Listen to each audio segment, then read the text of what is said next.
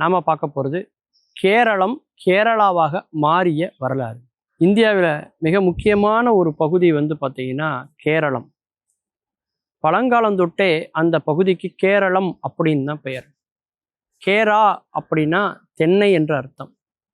அளம் என்று சொன்னால் நிலம், நாடு என்ற அர்த்தம்.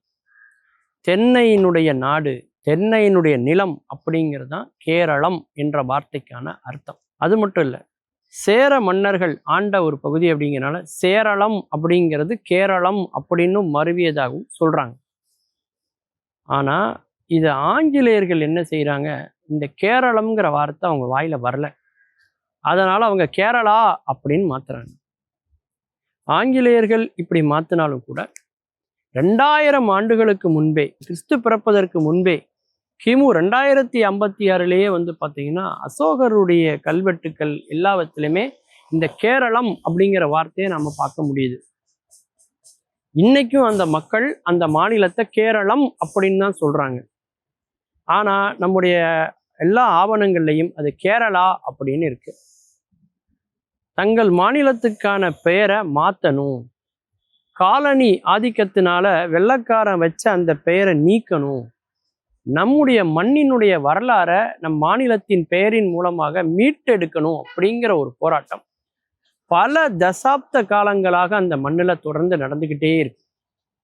குறிப்பா 1920 பல அரசியல் இயக்கங்களும் ஒன்று சேர்ந்து கேரளம் அப்படிங்கிற பெயர்லேயே ஒரு பெரிய இயக்கமே அங்கே உருவாகி வந்துட்டு இருக்கு. அதனுடைய தொடர்ச்சியாக இன்றைக்கு இருக்கக்கூடிய அந்த கேரள அரசாங்கம் என்ன பண்ணுறாங்கன்னா, எங்களுடைய பாரம்பரிய பெயரான கேரளம் தான் இனிமேல் இருக்கணும், கேரளாங்கிற பெயர் இருக்கக்கூடாது அப்படின்னு ஒரு தீர்மானத்தை நிறைவேற்றி அதை மத்திய அரசுக்கு அனுப்பிச்சி வச்சுருக்காங்க. மத்திய அரசு அதில் உள்ள சில சிறு சிறு குறைகளை எல்லாம் சுட்டி காட்டி அதை திருத்தி மீண்டும் அனுப்ப சொல்லியிருக்காங்க. அதே மாதிரி கேரள அரசாங்கம் மறுபடியும் அதையெல்லாம் திருத்தி மீண்டும் அதை மத்திய அரசுக்கு அனுப்பி மத்திய அரசினுடைய ஒப்புதலுக்கு பிறகு அது குடியரசுத் தலைவருக்கு அனுப்பி வைக்கப்பட இருக்கு.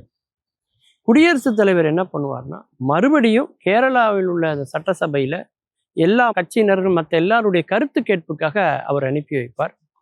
அதன் பிறகு அந்த கருத்துக்கள் எல்லாம் கேட்டு முடிச்சதுக்கப்புறம் மறுபடியும் பாராளுமன்றத்தில் இரு அவைகளிலும் இதை பற்றிய விவாதங்கள் எல்லாம் நடக்கும். அதனை தொடர்ந்து அந்த மசோதா பார்த்தீங்கன்னா குடியரசுத் தலைவருடைய இறுதி ஒப்புதலுக்கு அனுப்பி வைக்கப்படும்.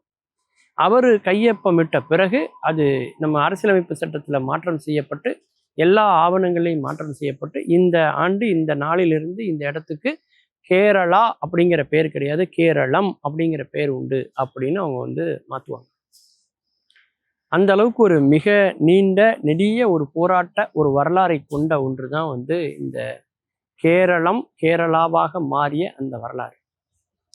ஆங்கிலேயர்கள் பார்த்தீங்கன்னா இந்தியாவில் ஒரு வாணிபத்துக்காக அவங்க வராங்க. வாணிபத்துக்காக வருகிற போது அவர்களுக்கு ஒரே நோக்கம் என்ன அப்படின்னாக்கா, இங்கு விளையக்கூடிய அந்த மலபார் இருக்கக்கூடிய அந்த மிளகு. அதனால தான் அவங்க என்ன பண்ணாங்கன்னா, கேரளா அப்படின்னு பேரை மட்டும் மாற்றிட்டு என்ன பண்ணிட்டாங்கன்னா, அதை 3ஆ பிரிச்சுட்டாங்க. திருவனந்தபுரம் அது ஒரு தனி பகுதியாகவும், மலபார் ஒரு தனி பகுதியாகவும், கொச்சின் ஒரு தனி பகுதியாகவும் 3ஆக அதை பிரித்து விட்டார்கள். மொழிவாரியாக மாநிலங்களை பிரித்து அதை இந்தியா உருவாக்கப்படுகிற போது பார்த்தீங்கன்னா, இந்த கொச்சின், மலபார், திருவனந்தபுரம் இந்த 3ஐயும் சேர்த்து தான் நாம் ஒன்றிணைச்சோம். அந்த அளவுக்கு 3 பகுதிகளாக அவர்கள் கேரளாவை பிரித்து அந்த இடத்திற்கு ஆதி காலத்தில் வழங்கப்பட்ட அந்த கேரளம்ங்கிற வார்த்தையை மாற்றி இப்படி பல இன அழிப்பு, மொழி அழிப்பு, பண்பாட்டு அழிப்பு, நம்முடைய அடையாளங்களை பல இடங்களில் சிதைச்சிருக்காங்க ஆங்கிலேயர்கள் அப்படின்னு தான் சொல்லணும். அவர்களுடைய மொழிக்கான முக்கியத்துவம் வழங்கப்பட்டு மலையாள மொழிக்கான முக்கியத்துவங்கள் எல்லாம் குறைக்கப்பட்டதெல்லாம் நம்ம வரலாற்றில் பார்க்குறோம். அந்த மலபார் இந்தியாவிலேயே முதல் மலைத்துளி விழக்கூடிய இடம் அந்த மலபார் ரீஜியன் சொல்லக்கூடிய அந்த கடற்கரை ஓரம். அங்கே தான் பார்த்தீங்கன்னா ரொம்ப காரமான சீதோசனமான வெப்பநிலை குளிர் காரணமாக கிடைக்கக்கூடிய அந்த மலபார் மிளகுக்காக தான் அந்த கேரளா முழுக்க சுற்றி சுற்றி ஆங்கிலேயர்கள் வந்தாங்க அப்படிங்கிறது தான் வரலாறு. மீண்டும் பல புதிய தகவல்களோடு அதில் அறியப்படாத பக்கங்களோடு உங்களை சந்திக்கிறேன். நன்றி, வணக்கம்.